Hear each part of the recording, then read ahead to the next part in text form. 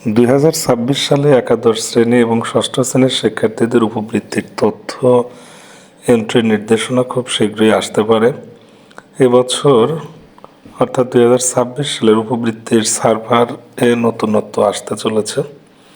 আমরা গতানুগতিক হয়তো যে সার্ভারে উপবৃত্তির তথ্যগুলো এন্ট্রি করতাম সেই তথ্যগুলোই থাকবে, তবে সার্ভারের যে ইন্টারফেস সেটা চেঞ্জ হতে পারে। এছাড়া উপবৃত্তির ওয়েবসাইটে পাসওয়ার্ড রিসেটের মাধ্যমে ওটিপি ব্যবহার করে নতুন পাসওয়ার্ড সংযোজন করতে হবে।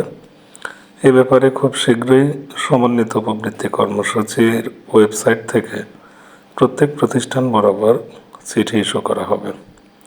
আমরা প্রয়োজনীয় চিঠি হাতে পেলে অবশ্যই সেটা আপনাদের সাথে শেয়ার করব। আপনারা তাড়াহুড়ো করে পাসওয়ার্ড কেউ রিসেট করবেন না। যখন পাসওয়ার্ড রিসেটের উপযোগী সার্ভার হয়ে যায় তখন আপনাদেরকে আমি তথ্য দিয়ে সহযোগিতা করব। ধন্যবাদ।